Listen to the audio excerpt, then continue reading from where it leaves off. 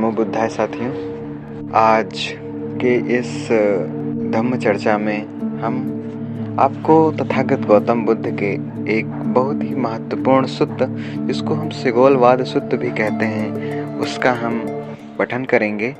और यह सूत्र गृहस्थों के लिए कितना फलदायी है, कितना परिणामदायी है, उसकी भी यहाँ पर तथागत गौतम बुद्ध ने व्याख्या की है, तो हम उसको भी जानेंगे। साथियों, ये बहुत ही महत्वपूर्ण सूत्र है, तो हो सकता है इसमें समय ज़्यादा लगे, तो आप लेकिन इसको पूरा सुनिए, तभी आपको इसका पूर्ण फल मिल पाएगा। साथियों, इस विषय पर भगवान बुद्ध के विचार उस उपदेश से प्रकट होते हैं जो उन्होंने श्रृगाल को दिया था। उस समय भगवान बुद्ध राजगृह के वेलुवन में कलंदक निवाप में विहार कर रहे थे, जहाँ गिलहरियां दाना चुगती थी। अब उस समय गृहपति पुत्र तरुण श्रृगाल समय से उठा और राजगृह से बाहर जाकर गीले केस, गीले वस्त्र, दोनों जुड़े हाथ ऊपर उठाकर पृथ्वी, आकाश और सभी दिशाओं को नमस्कार कर रहा था, पूर्व, पश्चिम, उत्तर, दक्षिण और नीचे और ऊपर। उस दिन तथागत समय रहते ही प्रातःकाल चीवर पहन पात्र तथा चीवर ले राजगृह में भिक्षाटन के लिए निकले। उन्होंने तरुण श्रृगाल को इस प्रकार नमस्कार करते हुए देखा। उन्होंने श्रृगाल से पूछा, तो इस प्रकार पृथ्वी और आकाश की सभी दिशाओं की पूजा क्यों कर रहा है? तो श्रृगाल ने उत्तर दिया, मरते समय मेरे पिता ने कहा था कि प्रिय पुत्र, तुम्हें पृथ्वी, आकाश और सभी दिशाओं की पूजा करनी चाहिए, इसलिए भगवान अपने पिता के वचनों के प्रति आदर प्रदर्शित करते हुए मैं इस प्रकार पूजा करता हूँ। तथागत ने फिर पूछा, लेकिन संसार में आदमी का यह सच्चा धर्म कैसे हो सकता है? श्रृगाल बोला, यदि कोई दूसरा है तो भगवान की बहुत कृपा होगी कि वे बताएं कि वह सच्चा धर्म क्या है। तो तरुण गृहपति, मेरी बात ध्यान देकर सुनो, मैं बताता हूँ भगवान। बहुत अच्छा, श्रृगाल बोला। तब तथागत ने कहा, कोई भी धर्म आदमी का धर्म तभी हो सकता है जब वह उसे बुरी बातों का आचरण त्यागने की शिक्षा दे।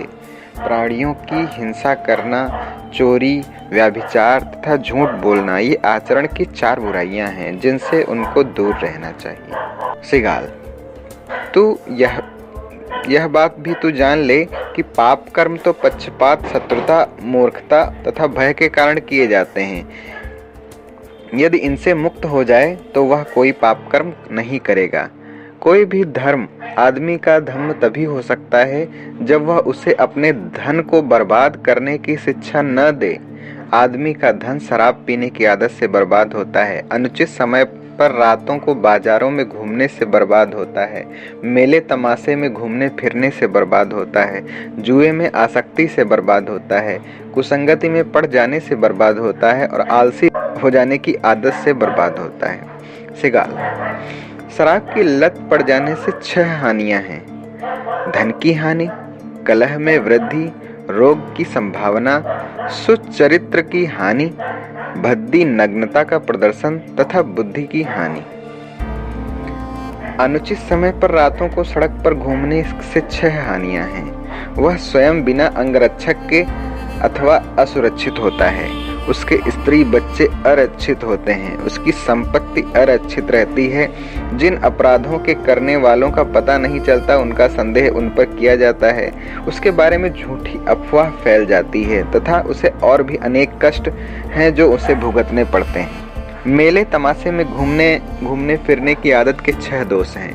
वह हमेशा यही सोचता रहता है कि नाच कहाँ हो रहा है, गाना कहाँ हो रहा है, साज बजाना कहाँ हो रहा है, काव्य गान कहाँ हो रहा है, झांझ मंजीरा कहाँ बजना हो रहा है, ढोल कहाँ बज रहा है। जुए में आसक्ति की 6 हानियां हैं। जीतने पर घृणा का पात्र बनता है, हारने पर अपने धन की हानि से दुखी होता है, उसकी जीविका का साधन नष्ट हो जाता है, अदालत में उसके वचनों का कोई मूल्य नहीं होता है, वह मित्रों तथा राज कर्मचारियों की घृणा का पात्र बन जाता है तथा कोई उससे विवाह संबंध स्थापित नहीं करना चाहता, क्योंकि लोग कहते हैं कि जुआरी कभी अपनी पत्नी का पालन पोषण नहीं कर सकता। कुसंगति की 6 हानियां हैं। कोई जुआरी, कोई व्यभिचारी, कोई शराबी, कोई ठग, कोई वंचक और कोई भी हिंसक उसका मित्र बन जाता है। आलसी होने की 6 हानियां हैं। बहुत ठंड है कहकर वह काम नहीं करता, बहुत गर्मी है कहकर वह काम नहीं करता, बहुत जल्दी है कहकर वह काम नहीं करता, बहुत देर हो गई कहकर वह काम नहीं करता, बहुत भूख लगी है कहकर वह काम नहीं करता तथा बहुत खा लिया है कहकर वह काम नहीं करता, और जो उसे करने चाहिए थे वे सब काम बिना किए ही रह जाते हैं। इसलिए वह नया धन अर्जित नहीं कर पाता। जो अर्जित होता है वह भी नष्ट हो जाता है। कोई भी आदमी का धर्म तभी हो सकता है जब वह आदमी को इस योग्य बनाए कि वह यह पहचान सके कि उसका सच्चा मित्र कौन है। मित्र जैसे लगने वाले 4 तरह के लोगों को शत्रु समझना चाहिए।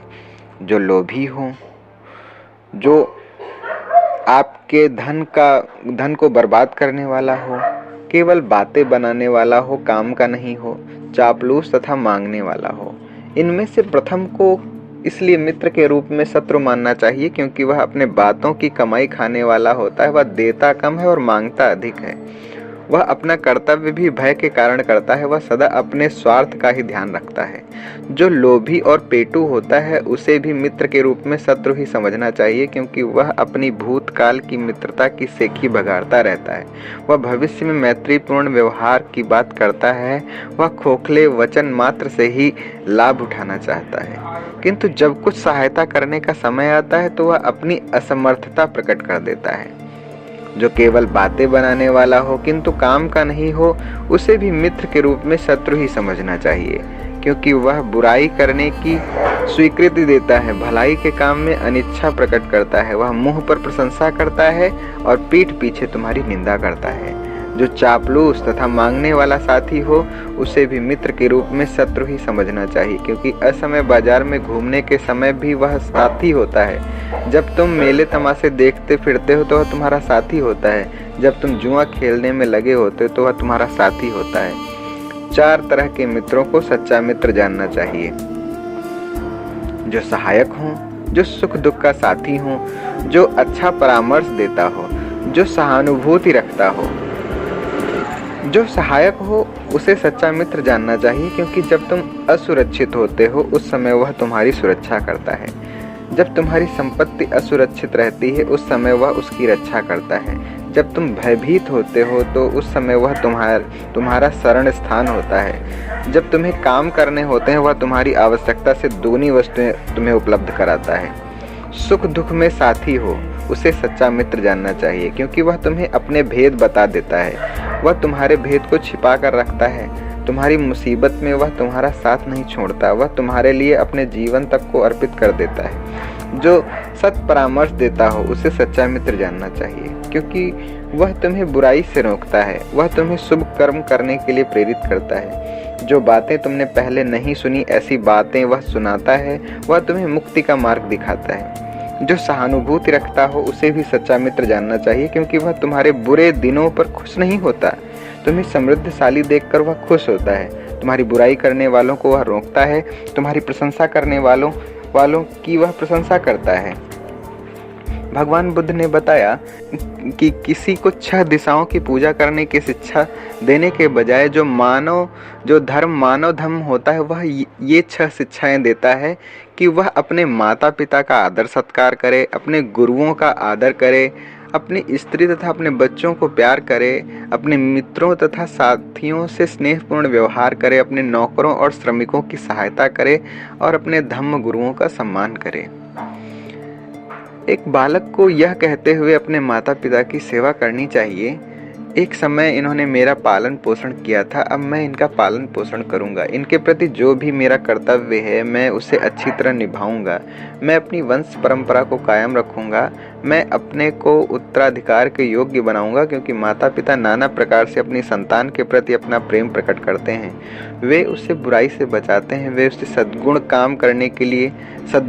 काम करने के लिए प्रेरित करते हैं। वे उसे जीविका चलाने के योग्य बनाते हैं। वे उसका यथा योग्य विवाह करते हैं और उचित समय पर उसको उत्तराधिकार सौंप देते हैं। शिष्यों के नियम। एक शिष्य को अपने स्थान से खड़े होकर आचार्यों का अभिवादन करना चाहिए, उनकी सेवा में रहकर शिक्षा ग्रहण करनी चाहिए और अपने आचार्य की स्वयं सेवा करनी चाहिए और शिक्षा ग्रहण करते समय विशेष ध्यान देना चाहिए, क्योंकि आचार्य अपने शिष्य से प्रेम करते हैं। जिस विषय में आचार्य निपुण होते हैं उस विषय का प्रशिक्षण शिष्य को देते हैं। वे विस्तार से उसे हर प्रकार की कला की विद्या के बारे में ज्ञान कराते हैं। वे उसके मित्रों और साथियों में उसकी प्रशंसा करते हैं। वे हर तरह से उसे सुरक्षा उपलब्ध कराते हैं। उसे कुल पुत्र को चाहिए कि वह अपने गुरुओं की मन वचन कर्म से आदरपूर्वक सेवा करे, उनके लिए अपने घर के द्वार सदा खुले रखे तथा उसकी भौतिक आवश्यकताओं की पूर्ति करे, क्योंकि धार्मिक गुरुजन उसे बुराइयों से बचाते हैं, उसे भलाई करने की प्रेरणा देते हैं। वे अनुकंपा पूर्ण मनोवृत्ति के साथ उससे प्रेम करते हैं और जो उसने अभी तक नहीं सुना वह उसे सिखाते हैं तथा जो कुछ उसने सुना है उसे सही करते हैं और शुद्ध करते हैं। पति तथा पत्नी के लिए नियम।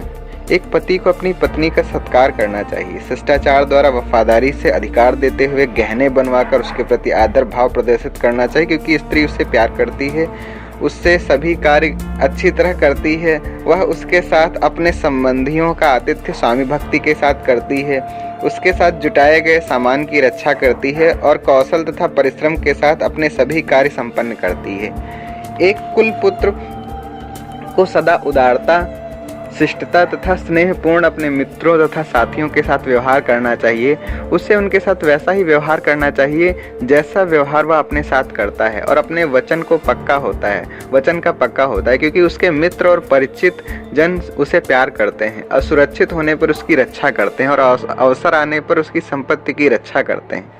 खतरे के समय वे उसका शरण स्थान बन जाते हैं। संकट आने पर वे उसका साथ नहीं छोड़ते, वे उसके परिवार का भी ध्यान रखते हैं। एक मालिक को चाहिए कि वह अपने सेवकों तथा कर्मचारियों को उसकी सामर्थ्य के अनुसार काम दे, उन्हें भोजन तथा मजदूरी दे, बीमारी में उनकी देखभाल करे, असाधारण स्वादिष्ट चीजें उनके साथ मिल बांट कर खाए और समय पड़ने पर उन्हें अवकाश भी दे। क्योंकि सेवक और कर्मचारी अपने स्वामी से प्रेम करते हैं, वे उससे पहले सोकर उठते हैं, उसके सो जाने के बाद सोते हैं। जो कुछ उन्हें मिलता है वे उसी में संतुष्ट रहते हैं। वे अपना काम अच्छी तरह से करते हैं, सर्वत्र उसका यश फैलाते हैं। तथागत को इस प्रकार कहने पर तरुण गृहपति सिगाल बोला, भगवान अद्भुत है। जैसे कोई उघड़े को जमा दे अथवा ढके को उघाड़ दे, अथवा किसी पथ भ्रष्ट को रास्ता दिखा दे, अथवा अंधेरे में दीप जला दे ताकि आंख वाले देख सकें। इस प्रकार तथागत ने नाना प्रकार से सत्य को प्रदर्शित किया और मैं भी बुद्ध धम्म तथा संघ की शरण जाता हूँ। कृपया भगवान आप मुझे प्राण रहने तक अपना शरणागत उपासक स्वीकार करें। साथियों, आपने ये जो सुना ये सिगालवाद शुद्ध है और ये गृहस्थों के लिए तथागत गौतम बुद्ध का संदेश है कि हमें किन की सेवा करनी चाहिए, क्या सही है क्या गलत है, इसको तथागत गौतम बुद्ध ने बताया। ये प्रवचन आप कोशिश करिए, आप जितनी बार सुनेंगे उतना आपके लिए अच्छा होगा और इसको अपने जीवन में भी अमल में लाएं। साथियों, आने वाले समय में हम और भी